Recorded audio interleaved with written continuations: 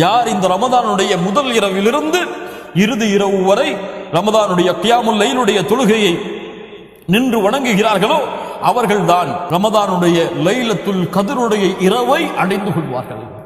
லைலத்துல் கத்ருடைய இரவிற்கு மட்டும் இரவு வணக்கத்தை செலுத்துபவன் சோம்பேறித்தனம் படுவான், அதில் அலட்சியம் காட்டுவான். ஆனால் முதல் இரவிலிருந்து இறுதி இரவு வரை கியாமுல் லைலுடைய தொழுகையை அல்லாஹ்வுடைய பார்வைக்காக, சொர்க்கத்தை அடைய வேண்டும் என்ற ஆசைக்காக, இமாமுடைய கிராஅத்தை கேட்டு குர்ஆனை உள்ளத்திலே ஏந்த வேண்டும் என்ற காரணத்திற்காக தொழுபவன் அல்லாஹ் ரப்புல் ஆலமீன் இந்த இரவிலே மறைத்து வைத்திருக்கக்கூடிய அந்த லைலத்துல் கத்ருடைய இரவை அடைவான். ஆம் கண்ணியத்திற்குரியவர்களே, சிரமப்பட வேண்டாம், சிரமப்பட வேண்டாம். உங்களுக்கு எவ்வளவு முடியுமோ அவ்வளவு தொழுங்கள்.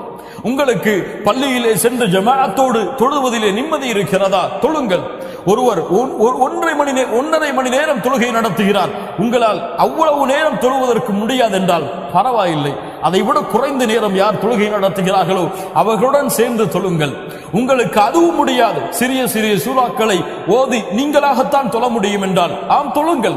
அதற்கும் அல்லாஹ்வுடைய மார்க்கத்திலே அனுமதி இருக்கிறது. அல்லாஹ்வுடைய தூதருடைய வழிமுறை உங்களுக்கு நீங்கள் கஷ்டத்தை ஏற்படுத்தாதீர்கள், சிரமத்தை ஏற்படுத்தாதீர்கள். சூரத்து துஹாவை ஓதி உங்களுக்கு கியாமுல் லைலை தொழ முடியுமா? வத்துஹா வல்லைலி இதா சஜா தொழுங்கள். அலம் தர கைஃப ஃபஅல ரப்புக பி அஸ்ஹாபில் ஃபீல் இந்த சூராவை ஓதி தொழ முடியுமா? தொழுங்கள். அதற்காக வத்துஹா ருக்குஐ செய்து விடாதீர்கள், வல்லைலி இதா சஜா ருக்குஐ செய்து விடாதீர்கள். இது முறை கிடையாது. ஒரு சிறிய சூராவை ஓதி உங்களுக்கு கியாமுல் லைலை தொழ முடியும் என்றால் தொழுங்கள், சிரமம் எடுத்துக்கொள்ள வேண்டாம்.